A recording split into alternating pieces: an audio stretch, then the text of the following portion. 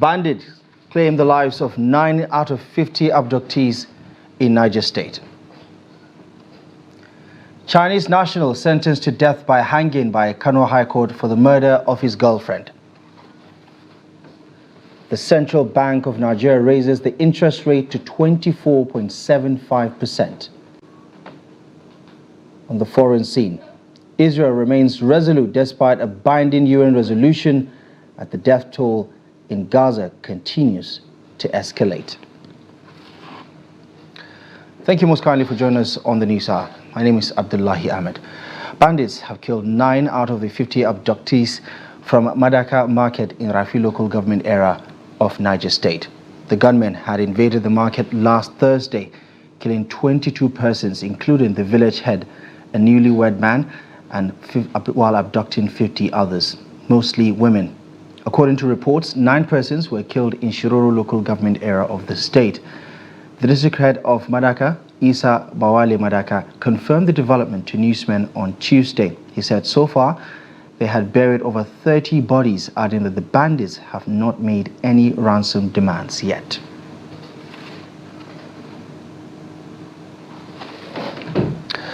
Well, let's cross over to Niger State and get some more insight. Join us on the News Hour is Trust TV's Abubakar Akote to provide us with more insight on this development. Abubakar, thank you so much for joining us on the News Hour. What more have we learned about this development, especially with regards to what the objective of the bandits are regarding these abductions? Good evening. The information we get from, we so far received from the victims, they believe that the attack was a revenge, or let's say a retaliation, of some of the operations that their vigilante groups have carried out and successfully, and they were able to neutralize some bandits and also recover some cattle that were rescued within some communities. So right now, bandits have not contacted them.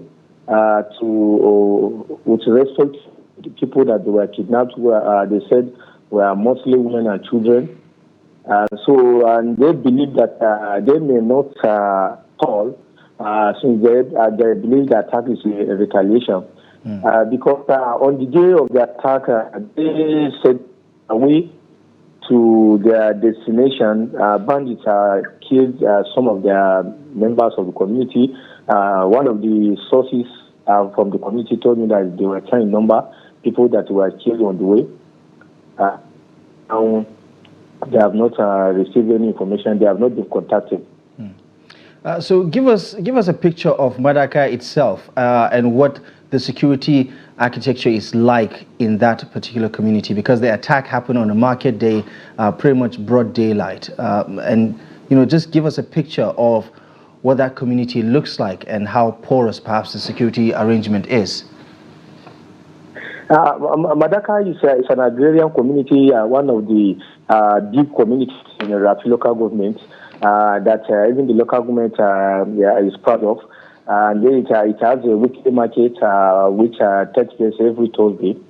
And the community has suffered a lot of attacks in the past. Between 2000 up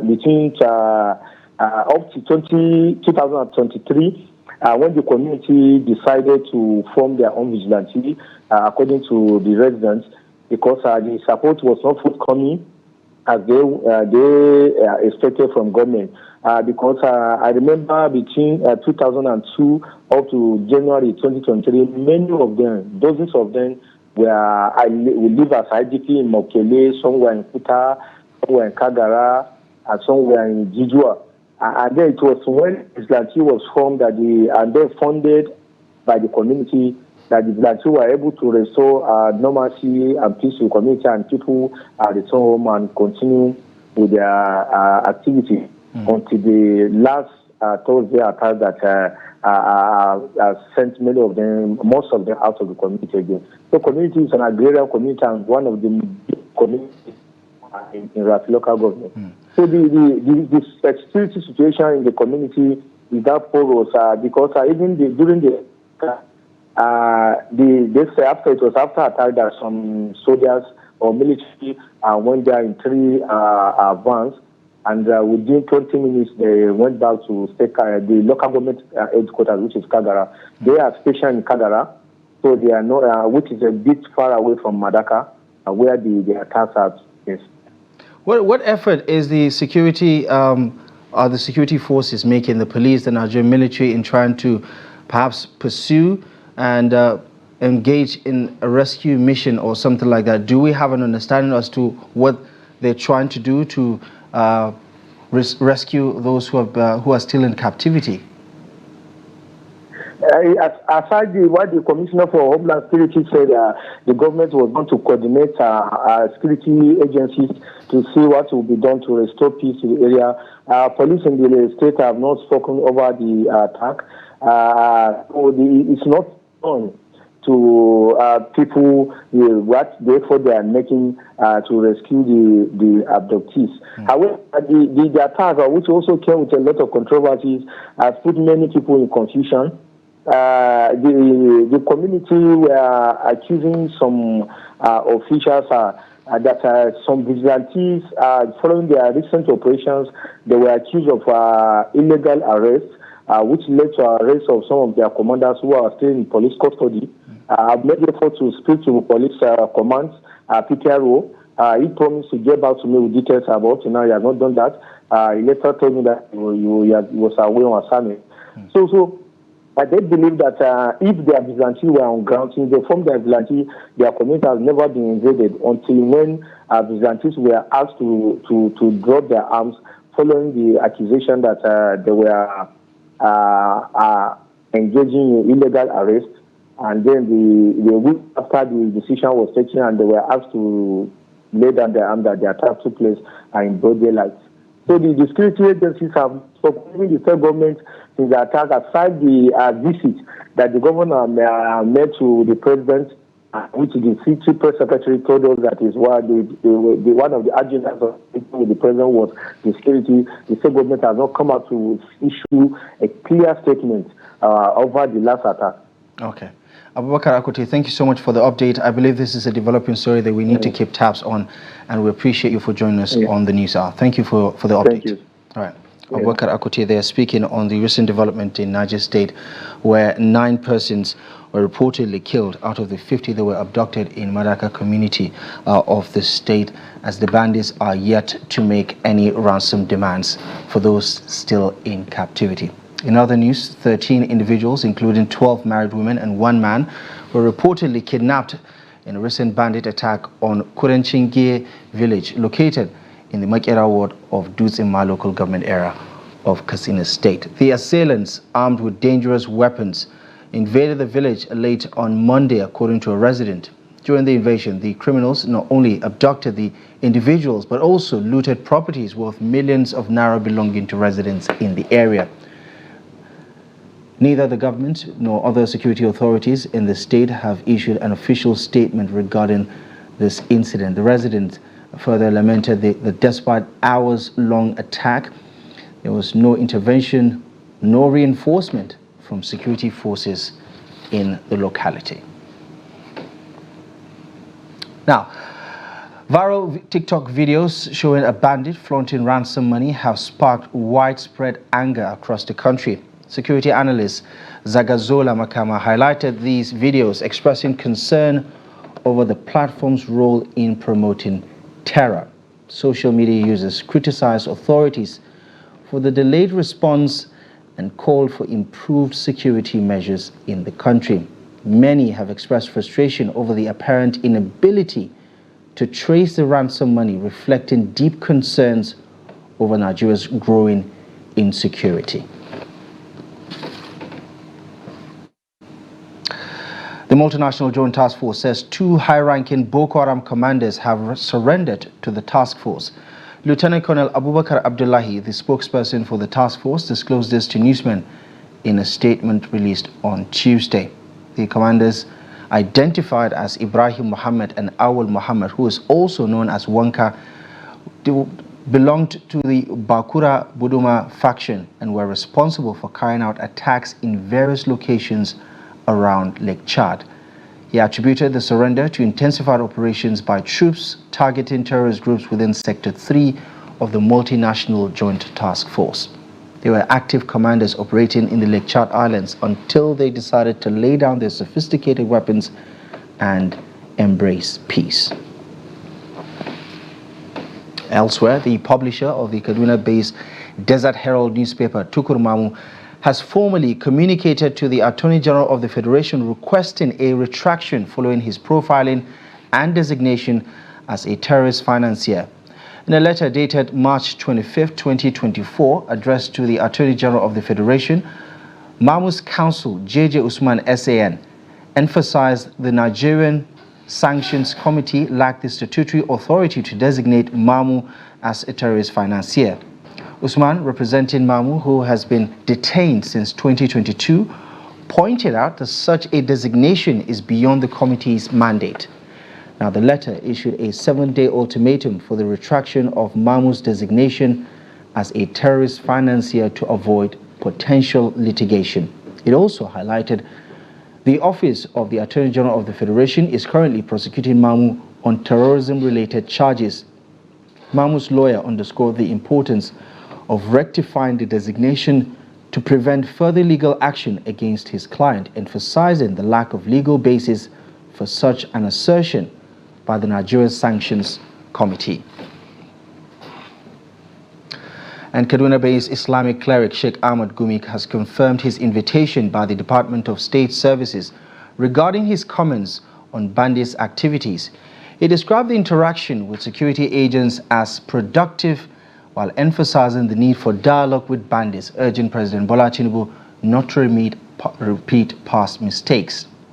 The abducted Kaduna children were released without ransom, according to the federal government. Gumi had emphasized the importance of unity in tackling banditry.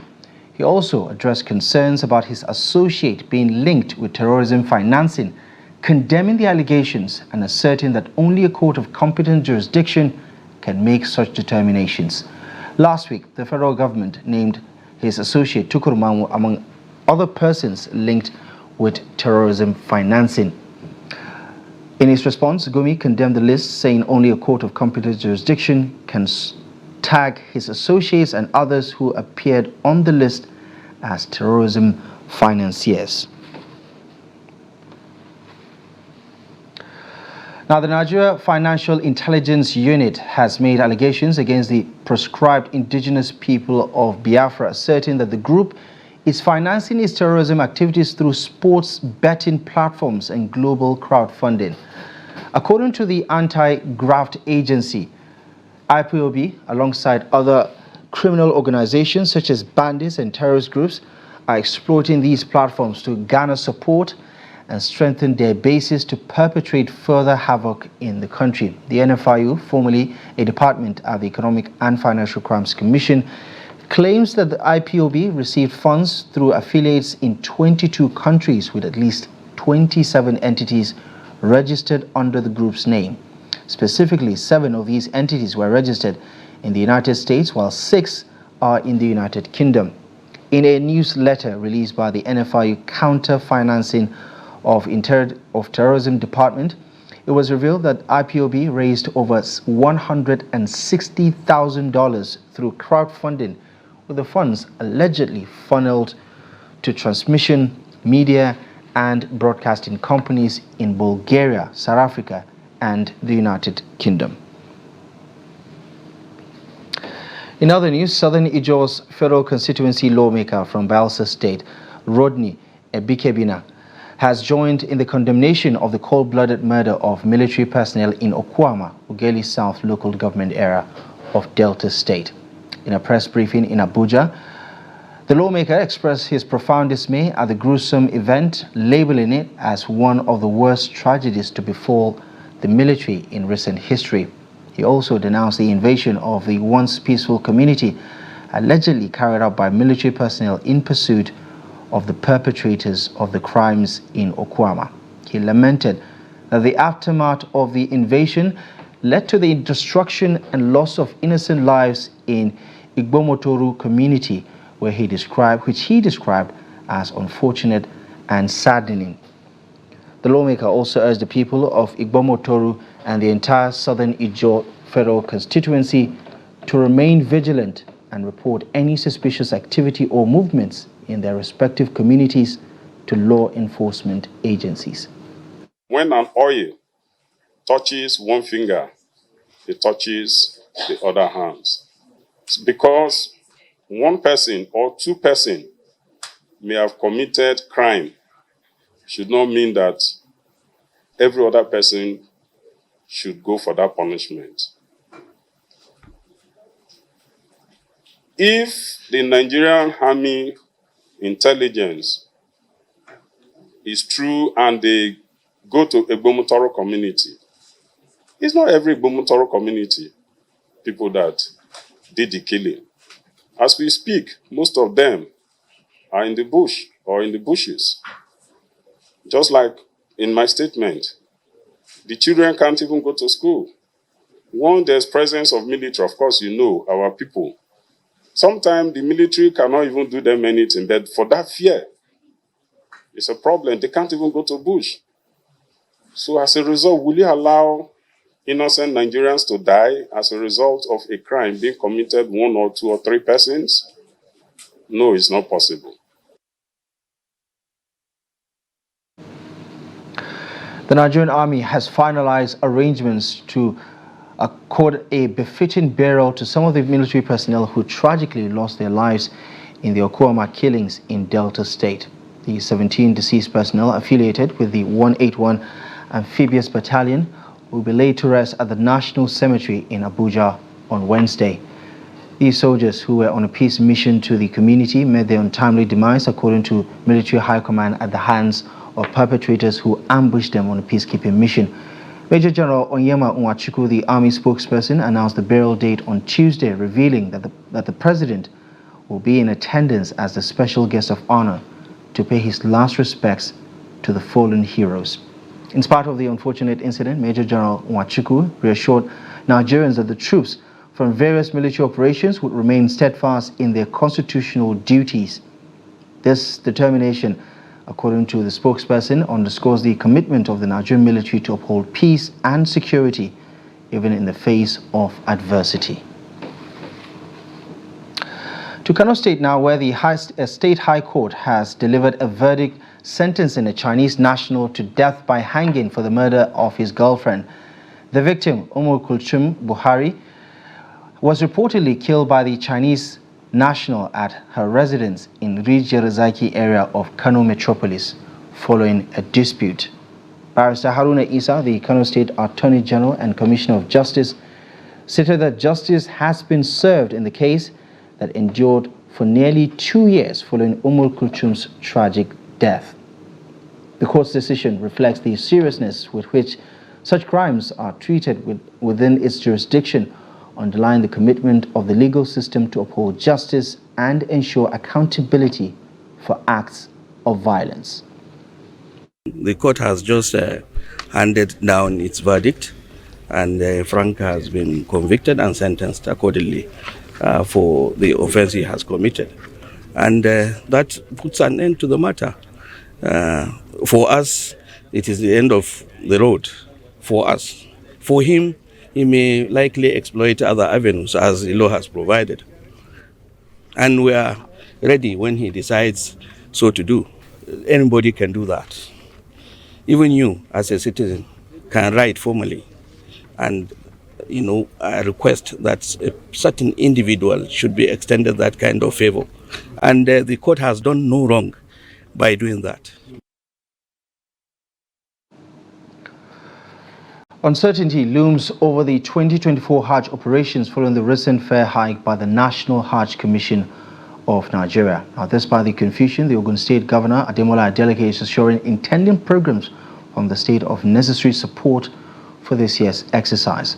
To demonstrate his commitment, the governor recently presided over the sword turning ceremony for the state's Hajj camp in Oshogbo. This initiative aims to alleviate the suffering experienced by Oshun Muslim pilgrims every year due to the lack of a proper Hajj camp in the state.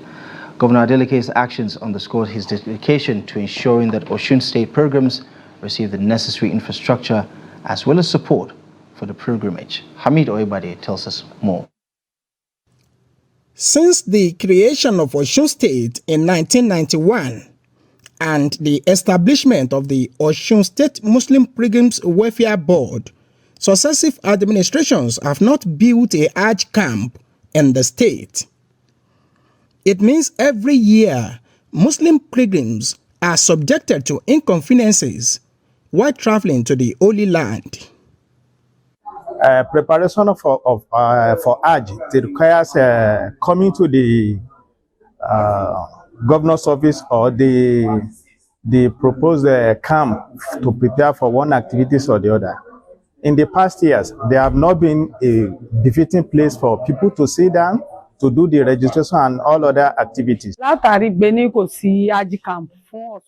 Because of the lack of a Hajj camp in Osun State, we experienced difficulties. We were kept in a small space, and when it rains, we move to somewhere else. At the third turning of the Osun Hajj camp in Osogbo, Governor Nuruddin Ademola Jackson Adeleke assured Muslims in the state that the project would be completed without delay to make Hajj operations smooth for the Osun pilgrims going forward. Go to Hajj, they be gathered here and relax before they go to Hajj. That is why we are laying the foundation today. You know, since the inception of this state, we have been agitating for an Hajj camp. And successive government have never answered us. But this new government here, this Governor Adeleke's administration, may Allah continue to protect them. This has now become a reality. Also, the Muslim pilgrims are suffering because of lack of Hajj camp. They will be here for almost 2 or 3 days, literally all the surroundings of the Hajj of our offices. And this is the reason why we pleaded to Mr. Governor, and he yielded to our pleading. And today, he now laid the foundation of the Hajj camp. But beyond the Hajj camp, the real pressing issue this year is the Hajj fare. Intending pilgrims who had saved up money to travel this year are not sure they can make up the extra 1.9 million naira recently announced by the National Hajj Commission of Nigeria. My own advice for the federal government and the state government, I want them to interfere to what is happening now. The Osun State Muslim community and the League of Imams and Alfas in the state have expressed gratitude to the governor for the Hajj camp project. But intending pilgrims are looking to him to intervene in the area of the fair. Hamid Oyegbade, Trust TV News, Osogbo. Now, the Arewa Defense League has urged northern senators in the National Assembly to fulfill the expectations of their constituents while discharging their duties. This call comes amid the ongoing scandal in the Nigerian Senate following claims of budget padding and financial misappropriation by Senator Abdul Ningi of Bauchi Central. Bello Musa has more on the story. The suspensions of Senator Abdul Ningi due to alleged budget padding continues to evoke reactions across the country. Some groups assert that the Senate leadership, led by Godswill Akpabio, is well versed in the process of budget making. Senator Akpabio should and must see himself as a national figure by at least the virtue of being the chairman of National Assembly and as the president of the Senate, or voluntarily resign if he can wear and act that toga for someone with national clout and interests. Budget did not only vindicate Senator Ningi, but also gave a breakdown of finances over 3 trillion naira in the past and signed 2004 budget that have no outlined projects or programs. The group called on northern senators to focus on issues that will address challenges bedeviling the region. We dare to ask, with all the woes of insecurity, banditry, kidnapping for ransom among several setbacks that the northern Nigeria experiences today, shouldn't the Northern Senators Forum be more concerned about a lopsided budget and use their number to influence more for the region? group urged President Bola Tinubu to follow the example of late President Yar'Adua and former President Buhari by speaking out and distancing himself from Senate insertions and budget padding. They emphasized that continued silence would imply consent despite attempts at defense by Bayo Onanuga, which they deemed unconvincing. Bello Musa, Trust TV News, Kaduna. You're watching the news hour on Trust TV. Still to come. After the break, we take a look at the economic viability of Funtua town in Katsina amidst a slowdown in business growth. More on this and many other stories up ahead in just a moment.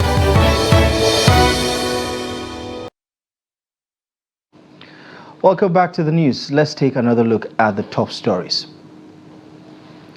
Bandits have claimed the lives of 9 out of the 50 abducted in Madaka community of Niger State. Chinese national has been sentenced to death by hanging by a Kano High Court for the murder of his girlfriend. Now, in a bid to eradicate malaria in Nigeria, experts at the National Malaria Elimination Program are aiming to decrease malaria spread by 10% by the year 2025. They plan to achieve this through the implementation of new management strategies, including the deployment of anti-malaria medicines, distribution of insecticides-treated nets, and the initiation of seasonal malaria chemopreventive treatment in endemic regions, particularly in northern Nigeria. These efforts are expected to reduce mortality rates among the vulnerable population. Aisha Salihu reports. Statistics indicate that Nigeria accounts for a significant 31% of global malaria deaths.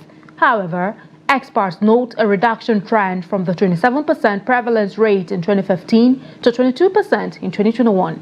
They emphasize the need for increased advocacy to achieve malaria elimination, as has been accomplished in some other African countries.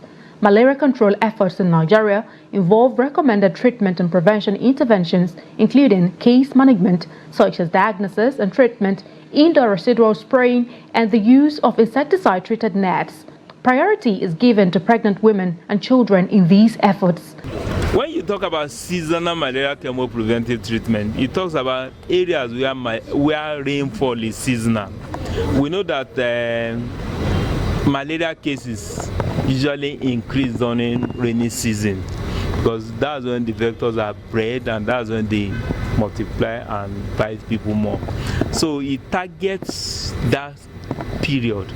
And in the other part of the country, we also distribute net as well as we ensure that children who are the vulnerable population and pregnant women most of the time get adequate treatment. We have other intervention for pregnant women, like the intermittent preventive treatment for pregnant women. We distribute net for pregnant women. Not only campaign, but we also do routine. When pregnant women deliver in the health facility, they get free nets in most parts of the countries. With Kebbi, Sokoto and Zamfara states leading in the highest recorded cases of malaria, while Lagos and Kwara states report lower incidences, concerns arise regarding the level of awareness and preventive measures in these regions. The effort is so much that there is adequate provision of the malaria medicine, and it should be free in the government hospital. And they recommended this of this medicine by WHO is artemisinin-based combination therapy, ACT. That is what has been recommended, and it's working. That will clear the parasite from the system, and also provision of insecticide-treated nets that is given either during the antenatal for the children and for the pregnant women, either routine or during the antenatal. All is to prevent whosoever from getting infected by the malaria parasite. In an ambitious attempt to eliminate the disease globally, a malaria vaccine has been developed, which the Ministry of Health and Social Welfare says in partnership with the Global Vaccine Alliance will be prioritized during the rollout of the vaccines. Aisha Salihu, Trust TV News, Abuja. Farmers in Bauchi State have altered their planting patterns in response to climate change and the high cost of farming implements, which often hampers their harvest. Speaking to Trust TV, the farmers have expressed their readiness to tackle the potential challenges of the upcoming rainy season. Trust TV's Adamu Imam tells us more. The onset of rainy season in Nigeria varies across geographical regions, with the northern part typically experiencing it from April to the end of October. Abdullahi Talle, a smallholder farmer with a cooperative society, emphasized the importance of early preparation for farmers to avoid losing focus. This includes tasks such as clearing farmland and other necessary preparations. But in any reason, if a farmer produces in a very, very high price, definitely the price of food, it will increase. The price of maize, if you look at this time around, it's about 50-something-thousand naira. And he bought fertilizer of 20-something-thousand naira. Now, the price of fertilizer is about 40-something-thousand naira. What do you expect at the end of the rainy season or at the harvesting period? During this period of heightening agricultural activities, farmers engage in various tasks such as purchasing fertilizers, constructing storage facilities for their produce, and acquiring quality seed and agrochemicals. Farmers share their experiences and insight into cultivation during the rainy season, highlighting the importance of these preparations for successful farming endeavor. As soon as the rainy season begins by the month of June, there will be no more delays for our farming, although there were speculations of delayed rains from the weather forecast. We will not let that deter us. We will kickstart the farming season in earnest and pray to God for a bountiful harvest. We will not relent and wait for government-subsidized fertilizer because it is not forthcoming. Farmers are facing a lot of challenges, as I said earlier, because of the extreme weather conditions. More especially the rainy season farmers, you see mostly their products get spoiled before and even the cost of the transportation to the markets is also getting higher. Climatic change, now I want to change the type of crop because I want to plant like soya beans, sorghums and other things. I want to minimize the rate of farming rice and maize because they need fertilizer more compared to the other sorghums and soya beans. Government ministries and agencies have yet to provide any clarity or plans as the farming season rapidly approaches. Minister for Agriculture and Food Security Abubakar Kyari recently attributed this year's food crisis in this country to the failure of the previous administration to adequately plan for wet season cultivation in 2023. Adam Imam, Trust TV News, Bauchi. To Katsina State now, where Funtua town, the headquarters of Funtua local government area of Katsina State, has long been regarded as the economic hub of southern Katsina and remains a significant town from pre-independence times to present day. Now, in addition to its agricultural activities, Funtua has been instrumental in fostering numerous agro-allied industries, contributing to vast commercial activities over the past decades. The rail line that traverses from Zaria city through Funtua to Kauran Namoda in present-day Zamfara State has played a pivotal role in driving economic prosperity to the area. This transportation infrastructure has facilitated the movement of goods and people, linking Funtua to key markets and regions, stimulating economic growth and development. Abdullahi Yamadi, in his recent visit to the town, took a look at the state of the critical infrastructure and its implications for the residents of the area. Railway line was extended to Funtua town in 1927 by colonial masters, largely due to its agricultural viability, especially cotton production. The history of Funtua town may be incomplete without bringing to the limelight the railway line which was extended to the town. Funtua town witnessed tremendous progress from the introduction of this railway line in 1927 to 1992, when the sector began to decline due to serious neglect by successive administrations. The decline in the railway transport system in Funtua and other parts of Nigeria marks the beginning of serious agricultural and economic setbacks, resulting to the collapse of many agro-allied industries and other businesses. To Funtua residents, the last time they witnessed train service in the area was over 2 decades, leaving behind its facility in comatose, with few staff claiming to be looking after the decayed infrastructure.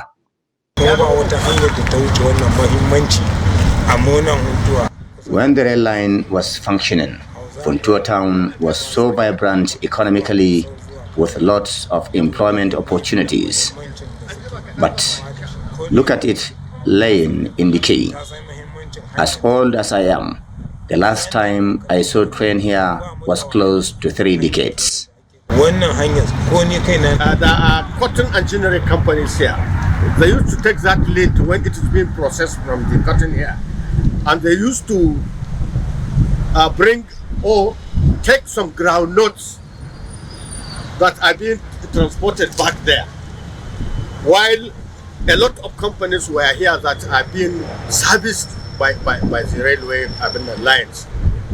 However, with the establishment of Funtua Inland Dry Port, the need for immediate rehabilitation of this railway line, at least for ease of doing business, risk management, and cost effectiveness, is imperative. According to some officials of the Nigerian Railway Corporation, most of the facilities along the rail line from Zaria to Funtua have been vandalized, a situation they said is delaying the formal commissioning of Funtua Inland Dry Port. At the moment, some industrialists in Funtua are left with no other option than to appeal to their representatives, both at the state and federal levels, to facilitate the rehabilitation of this rail line, at least to restore the economic activities back to the area. There were a lot of industries here at that time. All of them have folded and went away unceremoniously. This is due to decline in rail transport system, which was marred by inconsistent government's policies. For Nigeria to attain any progress, this sector must be resuscitated. Experts say the reintroduction of rail transportation in the area is expected to open a new market for export and import to not only Funtua, but Katsina and other northwestern states. Abdullahi Ismayamadi, Trust Television News, Katsina. Now, the House of Representatives Committee on Land Transport has made a concerning revelation suggesting that some staff members of the Nigeria Railway Corporation may be involved in the vandalization of rail tracks and other assets across the country. The chairman of the committee, Blessing Onu, disclosed this development, indicating that there is suspicion of staff involvement, prompting the House to initiate a probe into cases of vandalization nationwide. This revelation underscores the severity of the issue of vandalism within the Nigerian railway system and highlights the need for comprehensive measures to address and prevent such criminal activities. The report. According to the committee chairman, the investigation was prompted by the incident regarding the movement of coaches from Maiduguri to Jos, which sparked speculations about the alleged stealing of NRC's assets across the country.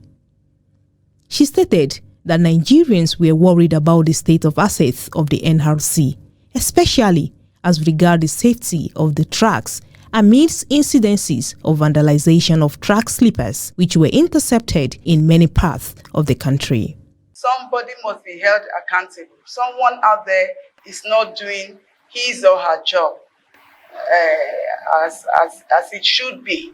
When next you want to move coaches, make sure you inform way ahead of time all the states that these coaches will be transiting or passing through to the destination, so that we don't have such cases again. Because what they moved and left in the village, people go there and start stealing them.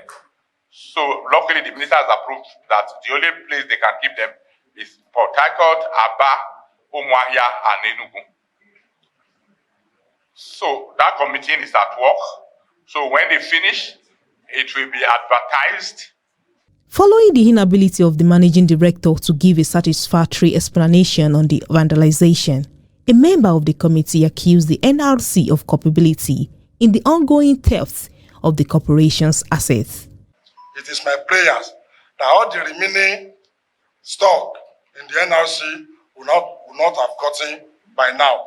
Because last year, I alerted you right here in this office that something is missing, that I have it on good authority, that your property are being stolen. Right here, with the minister in presence, you told us in camera that yes, that very soon they were going to be boarded. Willingly, you refuse to board it, to have to bring money to the coffers of federal government, you allow it being stolen. The committee thereafter adjourned to enable the corporation present with all relevant documents on the state of its assets across the country. Now, the ongoing construction of the first bypass in high-level part of Makurdi, the Benue State capital, is attracting an unprecedented number of residents who visit the site daily. People from all walks of life come to witness the magnitude of the construction site, with many expressing their astonishment at the scale of the project. Jimmy Azandi has more. These are Benue residents, some of them traveling from other parts of the state to, in their words, see for themselves.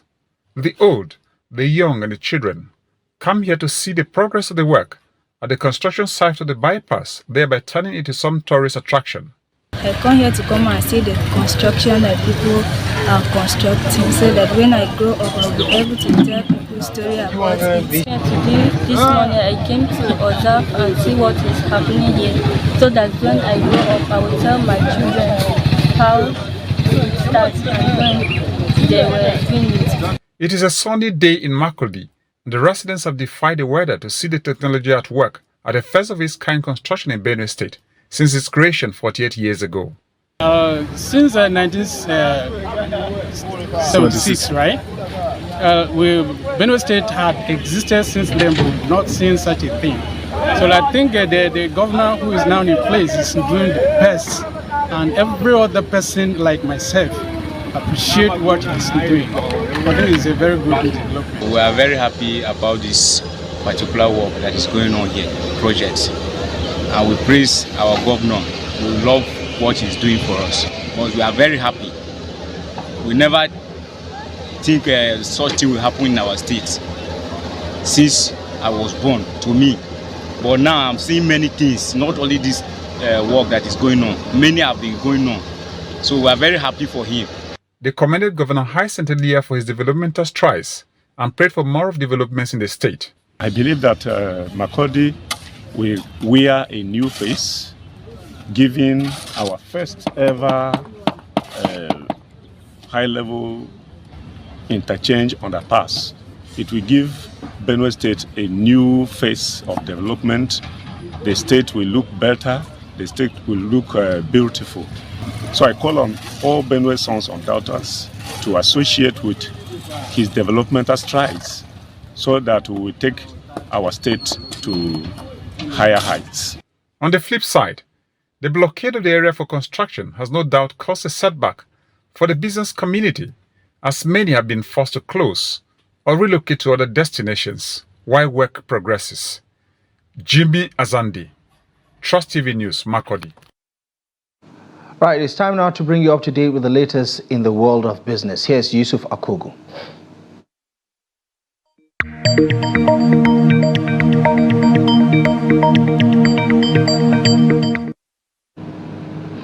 Welcome to Business News. I am Yusuf Akogu. Financial sector's credit to the economy grew month-on-month by 2% to 114.7 trillion naira in February 2024 from 112.4 trillion naira in January 2024. A breakdown of the money and credit statistic report by the Central Bank of Nigeria showed that bank credit to the private sector increased by 6% to 80.8 trillion naira. The report, however, stated that credit to the government dropped by 6.3%. Despite the fall in credit to the government, the country's recent debt profile data published by the Debt Management Office, DMO, showed that public debt stood at 97 trillion naira in the fourth quarter of 2023, representing a 10% increase from 87.8 trillion naira in the third quarter of 2024.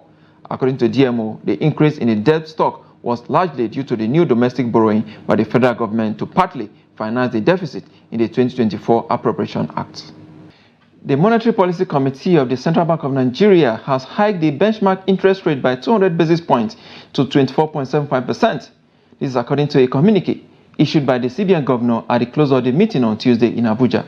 The new interest rate is a jump from 22.75% announced by MPC last month. Chamu Dabeng reports. Just few weeks following the first Monetary Policy Committee meeting for 2024, the Central Bank of Nigeria's NPC has announced that it made the decision to raise the monetary policy rate, MPR, by 200 basis points, taking it from 22.75% to 24.75%. The committee's decisions are as follows. 1. Raise the MPR by 200 basis points to 24.75% from 22.75%. 2. Adjust the asymmetric corridor around the MPR at plus 100 to 300 basis points to minus 300 basis points. 3. Retain the cash reserve ratio of deposit money banks at 45%. 4. Adjust the cash reserve ratio of merchant banks from 10% to 14%. And 5. Retain the liquidity ratio at 30%. According to the central bank governor, the decision was based on Nigeria's current inflationary pressures, which currently sits at 29.9%. Chamun Dabeng, Trust TV News, Abuja. Now to the equities markets. Now, the stock market closed in red for the second trading day as investors expressed mixed feelings over the CBN decision to raise MPR by 200 basis points from 22.75% to 24.75%. Let's see how it went down today. Of course, from the losing equities we are having today, UPDC topping the chart there, 9.87% down to close at 1.37 naira per share, followed by United Capital down 8.75%, 21 naira and 90 per share. Sovereign Insurance closed negative there as well, 8.33% to close at 44 per share. And of course, this has moved the market down by 0.18%. Volume of trade 5.317 million shares, value at 10.668 billion naira in a days of 8,561 did exchange hands among investors this Tuesday. Of course, looking at the top trading equities, we call them the market movers. We have the JITCO guarantee holding companies there, leading there by 65.044 million shares traded. UBA United Bank for Africa 44.661 million shares. Of course, Zenith Bank 37.579 million shares. Of course, all the banking sector affairs, most of them in the Taiwan bank, of course, doing the business for today. Of course, we have some equities that also recorded gains today despite the negative performance of the market. One of them is Abe Mortgage Bank gaining 10% to close at 2 naira and 42 per shares. Conhop PLC up there 9.92%, 1 naira and 44 per share. It ended Julie 9.80%. A massive gain you will say for this very young company, 8 naira and 63 per share. It ended on the day. Of course, so the highlight of the stock trading as it went down this Tuesday on the floor of the Nigeria stock market. Let's see the global stock market for today.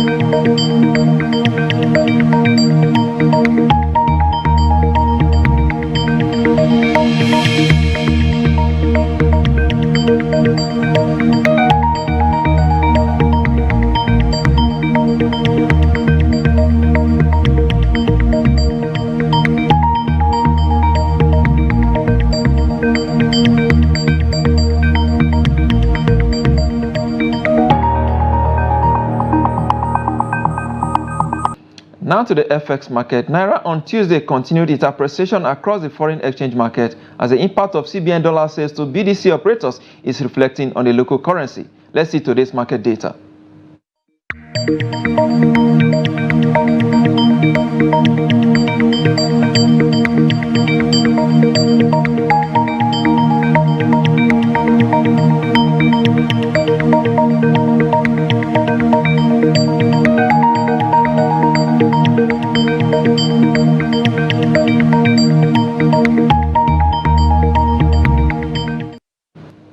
And that's business. I am Yusuf Akogu.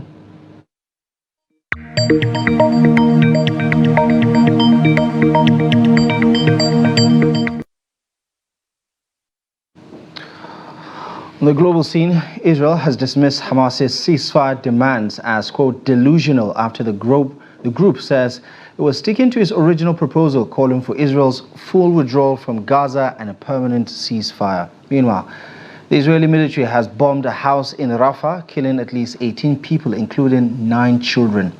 Leaders worldwide welcomed the United Nations resolution calling for a ceasefire in Gaza, while the United Nations Chief Antonio Guterres says it must be implemented. It's been nearly 24 hours since the United Nations Security Council resolution demanding an immediate ceasefire during Ramadan passed, but the reality on the ground is the complete opposite of what the resolution is demanding, as there seems to be a surge in attacks on Rafah city, along with the ongoing threats to expand the military operation. The resolution allows for 2 weeks, which is not enough to respond to the catastrophe created by Israel's war, as well as not enough to coordinate and secure the delivery of aid to the northern part of Gaza City. Minister of Sports Development earlier today hosted the media to a brief on sports development in the country. Trust TV's correspondent Adeni Ajishafe has more on this.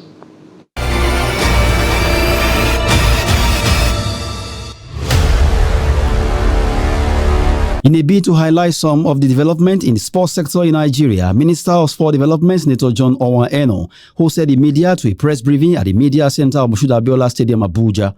The minister acknowledged the media for honoring the call for the briefing and the tremendous work they do by promoting sport in Nigeria, an event that had the National President of Sport Writers Association of Nigeria, Benjamin Isaiah, and Director of Press Ministry of Sport Development in attendance. To underscore what the ministry have been about since coming on board, Eno read out various achievements, including the 13th African Games in Ghana, where Nigeria won 47 gold, 33 silver, and 41 bronze, with a total of 121 medals, to come second behind Egypt on the medal table. Points now the heroic performance of the likes of Omolara Ogunmakijo in the 4x4 mixed relay, outrunning her opponent in the final leg to win gold. Swimming and handball won medals which Nigeria has not won in decades, also having 6 wrestlers, 3 boxers qualify for Paris Olympics and more. Sport Minister said periodic briefing on the progress in sport development in Nigeria will be in existence henceforth. On assumption of office, we conducted a situational analysis of the sports sector to better understand the problems and challenges in the sports ecosystem, and in defining and aggregating the opportunities by having extensive stakeholders engagement meetings. While answering questions from the media, the minister said the call for the hosting of the Commonwealth Games is now very loud, considering the fact that no African nation has ever hosted the Commonwealth Games, with the hope that an African nation will be able to host it soon. Nigeria will begin to prepare early, ahead of future events like Olympics, Paralympic Championship, and all international events. On winning bonuses, the ministry is working on remuneration of the remaining set of bonuses to the African Games athletes, as the first set have been paid, while making sure the athletes are rewarded accordingly. Now, the subsequent ones, we also got to a point as a ministry in which we had to sit back to be able to get the overall tally, right? And this was only achieved at the end of the games. How many medals are we looking at? How many golds? How many silver? How many bronze? On World Anti-Doping Agency issue, the minister explained further. And we tried, to be very quick at it. If we didn't make the move that we did, we declared a dispute. Understand that if that ban had come, Nigeria would not have gone to AFCON. And you can imagine how bad it would have been for our country. As Team Nigeria athletes prepare ahead of the Olympics, efforts are in place to make sure they have a better outing, both in welfare and reward, to boost their performances at any sporting event. That's Sport News. I'm Adeniyi Ajishafe.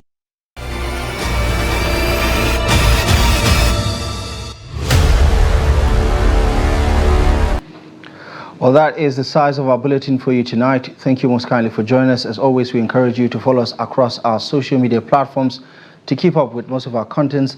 You can also visit our website, trusttv.com, for the latest news and documentaries. My name is Abdullahi Ahmed. For myself and the rest of the team, thank you for joining us tonight.